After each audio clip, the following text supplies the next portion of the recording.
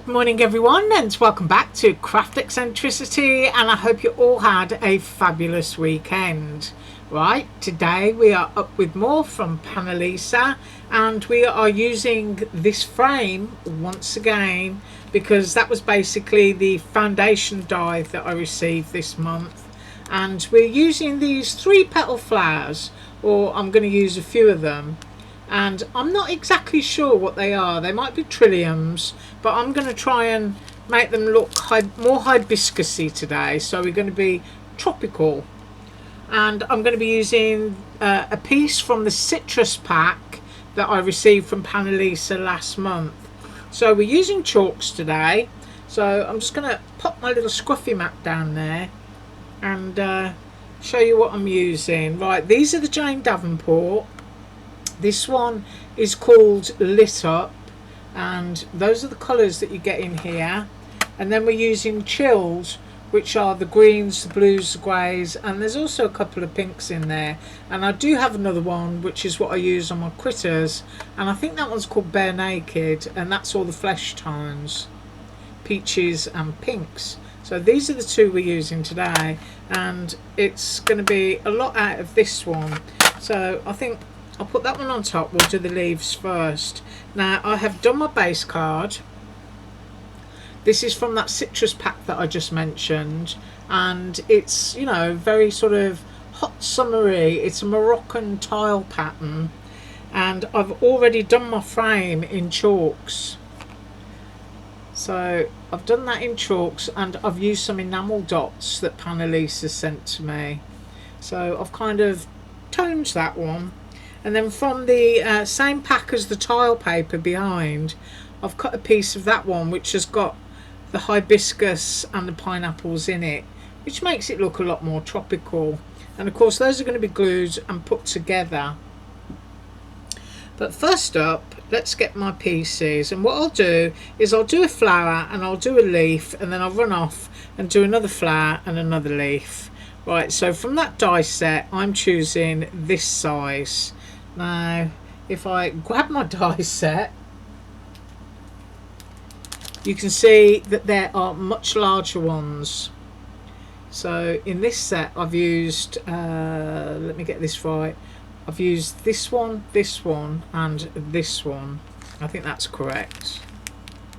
Yeah, that's correct. And I've also cut leaves. So these are the leaves. Now I will have to pause after doing the leaves just so that I can clean my scruffy mat. And I'm using my trusty old doodahs. Do you know, I've had these for years and they last forever, but you can use any makeup brush. But I rarely wash them. I just kind of, you know, stick them back in when I'm done. So I know that I'm using green, and I'm looking to see my shades on here. I'll go with this one. There's a lot of green. There's green on both ends of that one. Oh yes, green all over. So I might as well stick with that. And I'm going to go for my palest green first. Now for anyone who has never used chalks before, if you suffer problems with your hands, these are absolutely brilliant. They're just really easy on your hands. And you just pick a little bit up like that, and really easy to colour and shade. Just pop it down. Doesn't matter how much pressure you apply. If you're not able to apply much pressure, then you're still going to get a lot of colour. Now I'm sure my camera light isn't working too good, but this is my paler shade first, so that's what I'm going in with. And then I want to go in with the next colour, which is a darker green, and I'm just flipping my wand over, and I'm thinking about shadow on the leaf now. So I'm thinking about the stem. So my stem is now a lot darker, and I'm thinking about where shadow is going to be cast on my leaves. So I'm going there, and we are going to blend all of this back in a minute. It's just really easy to do. It's lovely, really soft. So I do highly recommend these. And I'm always saying when I get them out, try and find a bargain on eBay if you can. But for the skin tone set, you usually have to go straight to the Jane Davenport site and pick them up there. Right, so now I've got that darker shade, I'm going to use my light side of my brush again and just blend that across. And then I'm going to pick this up and show you before I put my next shade down, because I want to use a little bit of that sort of bluey green there. So if I can get close in, you can just see how wonderful it colours. I just love that. So now in with my darkest colour, which is going to be this one here, and I'm just going to pick a little bit of that up and put it on the edge, so that what I should end up with is 3 colours when I'm done. And I want to go a lot darker down the stem as well. So flipping my brush over again, I'm still not applying any more, I'm just using it to blend because it's got those colours on it.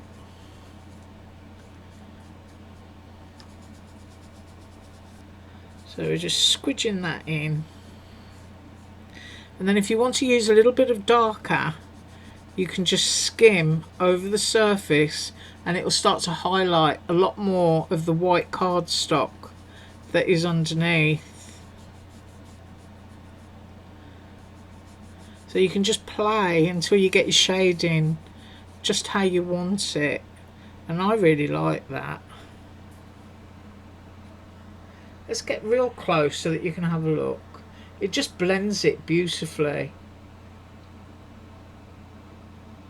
So I'm quite happy with that leaf, but now I need to run off. I need to just wash this off and then we can do the flower, because I want to use the similar colour, sort of corally yellows and oranges that I used in the frame. Right, I'll be right back in a second. Okay, so I tidied up my mess and now we're going to go into the yellow, this one, and I think a little bit of this. Yeah, that's what I'm going to do. So first of all, think about how you want to colour your flower. I'm looking for a yellow one here. All right, well this one's got yellows and a bit of orange and everything on it, so this one is good to go.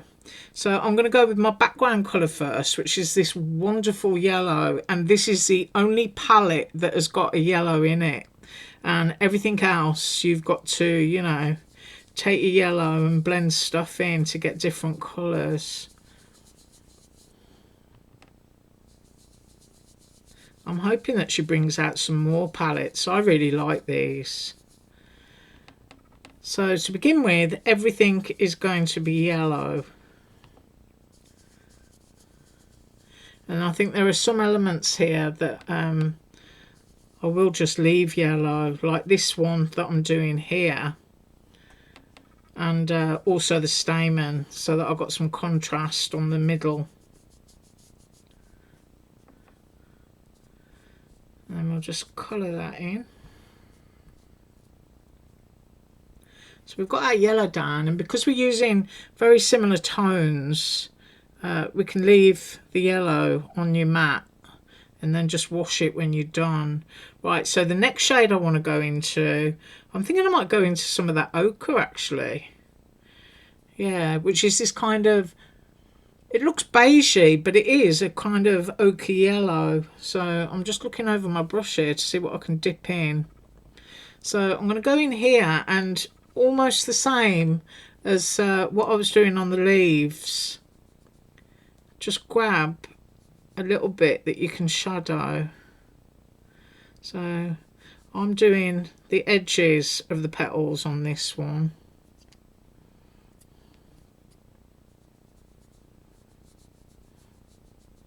Just putting an extra little bit of colour in. And you don't have to be perfect. And you find that once you've got chalks in your hands and you blend in like this, everything just becomes so easy. Right, so I've got a bit of extra colour in there.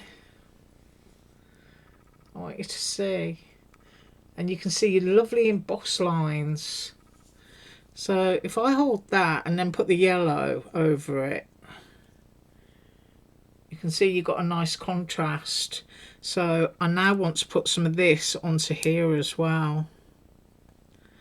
And I think I might actually pop a little bit of orange down, because we are trying to go a little bit hibiscusy, even though this isn't a hibiscus. I mean, it does look like a trillium to me, but I'm not an expert, so actually I think I'll go with this one here. It's a little bit more reddy. Just going to go around the edge. And then I'll blend this out with the yellow.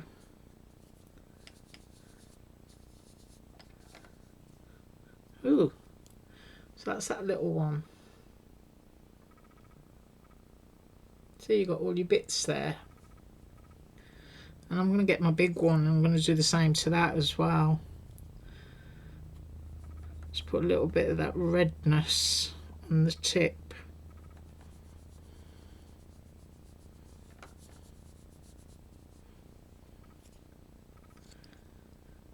And if you like colouring gingerbread men and stuff like that, chalks are great for that too, because you get a really subtle baked in the oven kind of gingerbread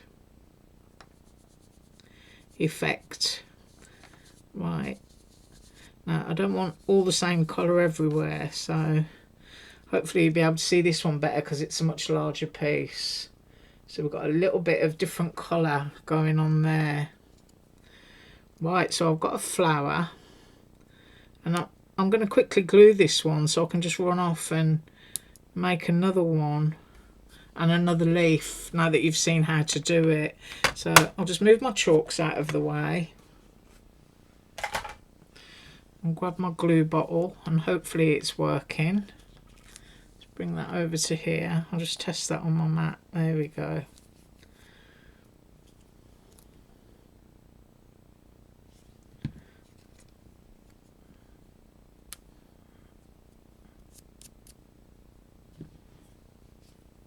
So you kind of like just decide where you want your petals.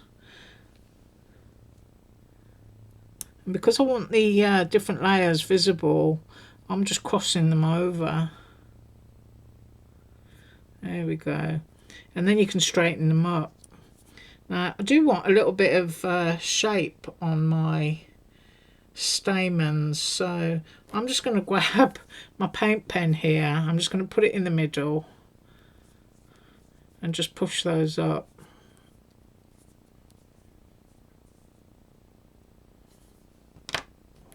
And then a little blob of glue and pop my stamens in the centre. And then you can also use your brush, or shall I say your pen, just to press that down to make good contact. But there is one of our, let's get close, one of our little flowers. I've got really bad lighting today. Ooh, there you go. Trying to find the soft spot there. So there's our first flower. I'm going to run off and do another leaf and another flower, and I will be right back. Okay, so I got carried away and I decided I was going to make a big one as well. So I've also dropped the camera down so that you can have a good look. So I made a big one and I made an extra small one. So we've got those, and I've done my extra set of leaves. So we've got 2 sets of leaves going on here like that, and I've also glued down the frame and that piece of citrusy paper. I love that with those enamel dots. I think they're so cute. Right, and then all it is a matter of flower arranging where you want your foliage, whether you want it on 2 sides or 1 side or all at the bottom. Just get your pieces and pop them on and just decide exactly what it is that you're trying to achieve. I mean, that looks quite sweet, but then I can't see all of my greenery, which means I would have to come up there a bit. So we've kind of got that configuration, or you can go all out and off to one side, sticking within the border there, so you could layer up the leaves, use a large one, and it could actually be that you could get away with just using two. Maybe I could stick one up there. Oh yeah, there, you see, that's what happens when you do your flower arranging. You decide what you like. Right, I'm going to go with that right there. So I've uncapped my bottle. Try and remember what I've got up to. I'm going to leave my leaves in this configuration. All I'm going to do is put my finger on top. I know that my flower at the bottom is going to hide anything down here, so I just secure everything from this point. It could be that you want to leave some of your leaves floating in the air if you want to curl them. But I'm just going to hold that one there and there. Right, I'm going to leave the gluing of my leaves like that, and I love that that flower is tucked behind, so I'm going to stick with that and just go off into there. Yeah, and I've got my paint pen here, so I can use that to get some firm adhesion. So we've got that bit there, and then we're going to pop the biggest one down. It's a bit of glue in the centre, and I'm going to go there. Ooh, I'm all blurred. Hopefully it's going to correct itself in a second. A little bit of glue onto the smaller one, and I'm going to have that popped there. So my humidity is absolutely awful, so I'm going to pop a little bit more glue into this area. It's because I've got all of these layers, so I'm just going to hold that down for a second and I'll come right back up. Right, so that is all nice and dry, and that is what I have for you today. A little bit of tropical goodness for a Monday morning. That's really happy and bright. I love that. Yes, I do. Right, I thank you so much for joining me today. Do have an absolutely awesome day, and as usual, all links below. Bye.